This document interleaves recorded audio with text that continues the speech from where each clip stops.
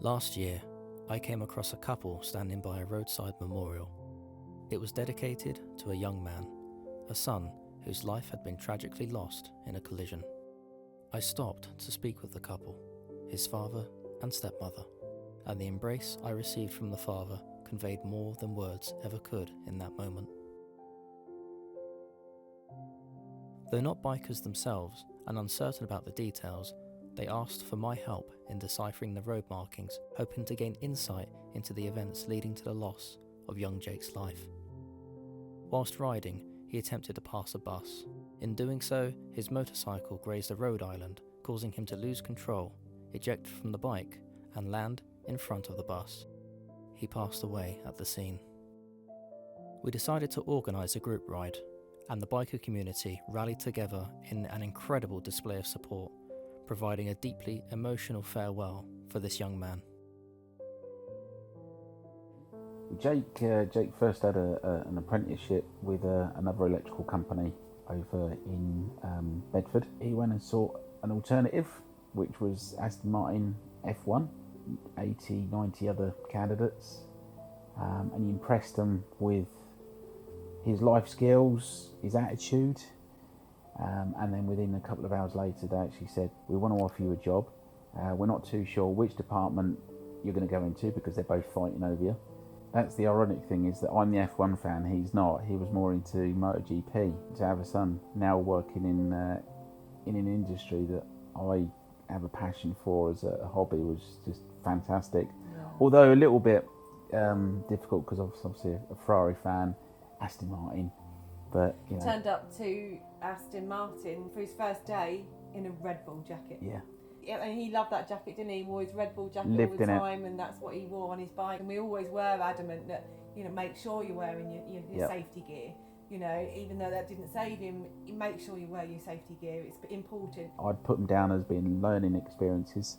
He'd had 2 previous accidents. His first one, and perhaps my mistake, it was a week after getting his 125. He went out, and about 15 minutes later I get a phone call. Dad, need you. Right, zoom on up there to find him on the floor, people around him. I'm thinking the worst.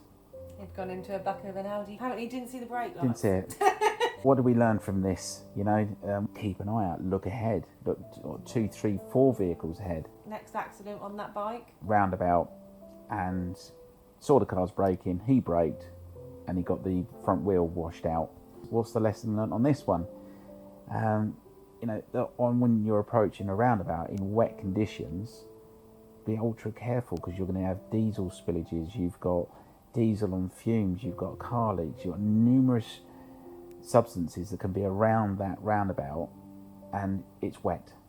So approach it a lot more cautiously. 2 accidents, and I kept thinking, what if the third one's not as good? What if he's really badly injured where, you know, he can't ever ride his bike again, and he's going to be absolutely gutted that he can't ride the bike again. But it's a day that will always stick out for us. The hottest day of the year.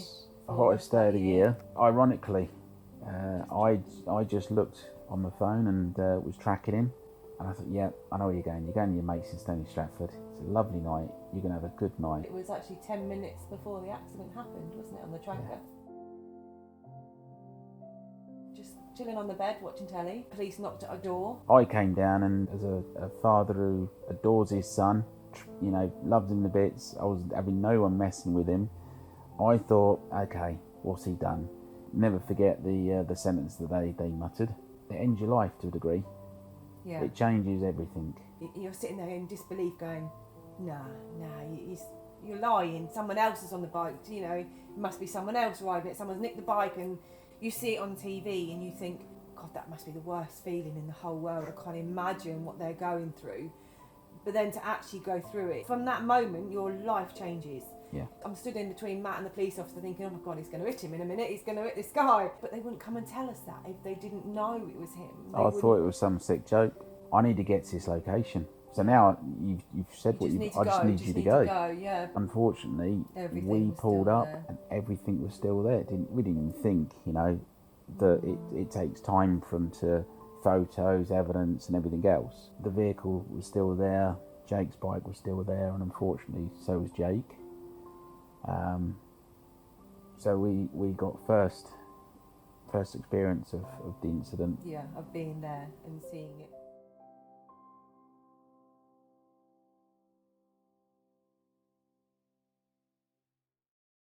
It's been over a year now. You know, the first of everything is completely hard. Mm.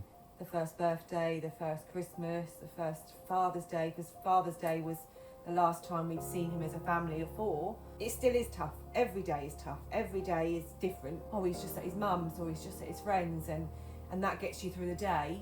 And then there's other days where you just have that realisation of, well, I'm never going to see him again. He's never going to walk through the door. I'm never going to hear the bike roar up on the drive. And then another year older, and his friends get older and stuff, and he loved his bike. He absolutely loved it. In that moment, when he was riding on that day, he was living his best life. No matter how many regrets I've got, and I go through them every day on the walk, I live through my regrets of what I should or shouldn't have done. If he'd have gone on to his full test instead of just the CBT, would that have made a difference? You drag forward some of the images, the memories of when he was younger, the laughs you've had, everything else, and you manage to get through. You stop thinking about the future. And it's more about the now. Each day. Yeah. As a dad, I can tell you that the worst thing in the world that I think you can do is carry your son's coffin. And that's what I had to do. Yeah. Sometimes it would be easier to have someone to blame. Then you can focus on anger rather than grief. There is no blame with anyone. There is no one at fault. It was just an accident that Jacob, put himself in a situation that he couldn't get out of. If anything could come out of this, it's not you as a rider, it's the other people around you. Just take a moment, you're going to make a move, you're going to take an overtake, you're going to do whatever, and to know that it may not actually be your error, it could be just a slight mistake. The impact on the dad, I now no longer have a son.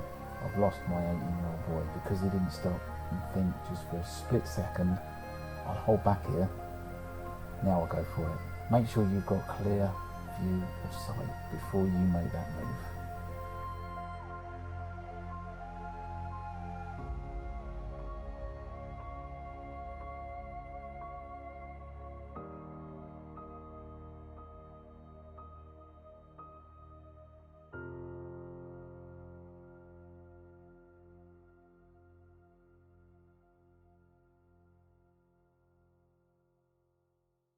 Thank you for watching. If you have concerns about your mental well-being, or would like to know more about what to do if you see an incident involving a motorcycle, please find links to the charities in the description below. They are here to help. Alternatively, if you would like to improve your riding, there are a number of advanced motorcycle riding courses available, so please consider reaching out to one of these organisations in your area. Ride safe.